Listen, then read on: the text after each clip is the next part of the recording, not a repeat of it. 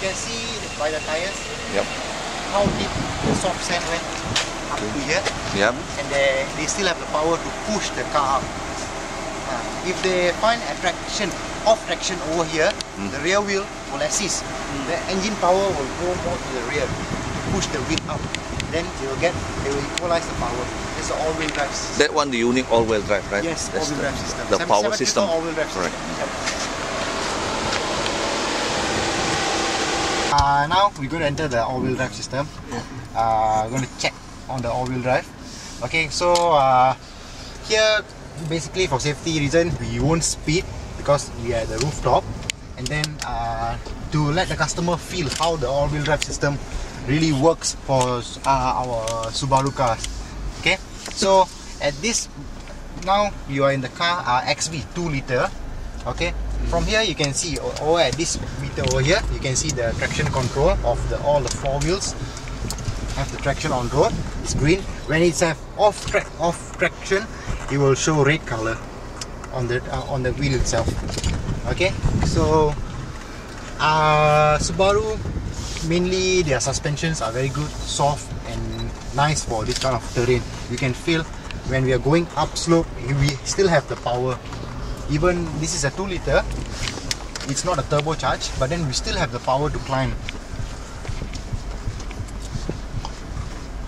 Okay, so that is the rough terrain, and then now we're going to the soft gravel. Okay, this is a very soft sand. Usually we tested with the front wheel drive car. The front wheel start to sink inside this sand, soft sand. So all-wheel drive system, you won't have that problem because they are assisted. All the 4 wheels are actually powered by 100% engine speed is divided to 50 each. Sorry, 25 each wheel. 25 each. Yeah, 25 to each wheel. Let's take a look at it. Okay, so you saw the thing was very smooth going in and out. So the 2-wheel drive system, the car will be just stuck over there. The front wheel start to sink inside the thing. So we go for our second round. So the maximum that we are going will be same like this or what? Yeah. It can be more or You mean the speed? the speed limit? Yes, speed. We can go a bit faster, but then since it's a rooftop, we are not allowed to drive very fast. But if you are in off-road, Okay. you have no limits. So this rooftop and 6th floor, right? Yeah, 6th floor. So a bit fast speeds I can Yeah, just okay. go. No, you are. Yeah, I like that. Yeah. Wow. This is what all-wheel drive built for. Oke, hari ini saya lagi mencoba Subaru XV 2.0 atau 2000 cc di Singapura bersama rekan-rekan media dari Jakarta dan juga ada Surabaya, dan saya dipandu saat ini oleh seorang technical dari Singapura, Subaru Singapura, dan kita akan berkeliling di sekitar Toa Payoh sampai ke Jalan Highway Changi. Secara teknis mobil ini cukup memadai dan saya harus menguasai dulu beberapa panel-panel instrumen yang ada. Saya sekarang udah di jalan highway menuju Changi, dan di sini kecepatan hanya diperbolehkan 80 km per jam. Sementara sebenarnya kalau ngeliat speed dari panel dashboard ini bisa mencapai 240. Saya katakanlah kita bisa kecepatan sampai 120, tapi hanya saja di sini diizinkan antara 80 sampai 90 km per jam. Pasalnya ada banyak kamera sebagai pemantau sehingga kita bisa diawasi oleh polisi.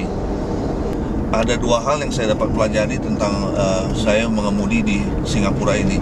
Pertama adalah belajar tata tertib, mengikuti aturan. Di sini sudah disediakan lane atau garis sehingga mobil harus tetap di pada garisnya. Demikian juga pada saat kita mau berpindah lane, mata kita harus melihat kaca spion, bahkan kalau perlu kita harus memasang lampu sein. Jadi sungguh-sungguh luar biasa peraturan yang diberlakukan di negara Singapura ini, bagaimana kita mengemudi dengan yang benar, karena peraturannya sangat jelas. Jika ada kesalahan maka dendanya sangat luar biasa. Hal yang kedua yang saya pelajari adalah tentang mobilnya. Di sini mobil dengan teknologi tinggi semua, tapi mereka masih bisa tertib, tidak perlu geber-geberan, kencang-kencangan, hanya penting mengikuti ketatatertiban sehingga berjalan dengan baik dan lancar. Nah, baik, dari mobil ini barusan saya mencoba secara driving dengan otomatis, dan juga saya bisa pindahkan ke manual. Jadi di sini ada otomatis manual shifting ya, dengan mudah, sehingga bisa saya dengan tangan kiri saya bisa turunkan oper gigi ke bawah, dengan tangan kanan saya oper gigi ke atas. Barusan di lampu merah saya berhenti total, hanya dalam 2 detik mesin langsung mati. Nah, dan untuk menghidupkannya saya nggak perlu men-starter, tapi hanya menggerakkan setir ini ke kiri atau ke kanan, dan mesin ini pun hidup kembali.